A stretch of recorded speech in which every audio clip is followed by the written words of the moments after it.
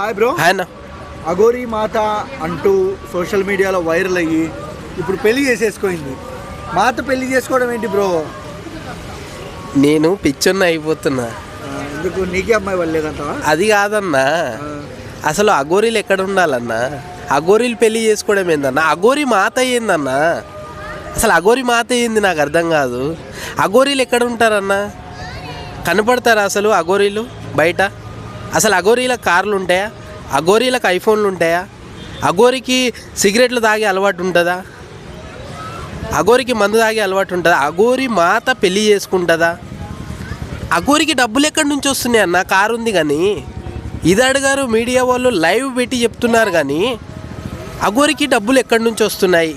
ఎవరు ఇస్తున్నారు? కారు ఉంది ఆమెకి, మళ్ళీ కారులో మరి బుర్రెలు ఉన్నాయి. అవి ఎవరి బుర్రెలో ఎక్కడి నుంచి తెచ్చిందో ఏమో. మళ్ళా ఆ బుర్రెలు పెట్టుకొని అన్నీ తిరుగుతుంది. ఈ అమ్మాయికి ఇట్లా పెళ్ళి చేసుకునేది అమ్మాయి ఎడ్యుకేటెడ్, మంచి చదువుకున్నది. మళ్ళీ ఆ అమ్మాయిని ఏమైనా చేసిందా అఘోరీ మాత? లేకపోతే అఘోరీ మాత దగ్గర ఏమైనా ఉన్నాయా, డబ్బులు ఉన్నాయని వెళ్ళిందా ఈ అమ్మాయి? నాకు అర్థం కాలే. అసలు పెళ్ళి చేసుకోవడం ఏంది? అసలు అఘోరీ మాత అన్నారు, మళ్ళీ మాత అయితే పెళ్ళి ఎట్లా చేసుకుంటుంది? పెళ్ళి కాదు కదా. ఏందన్న ఇది? నాకు అర్థం కాదు అసలు.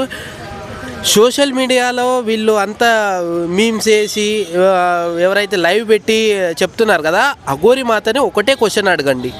అఘోరీ మాతకు డబ్బులు ఎక్కడి నుంచి వస్తున్నాయి?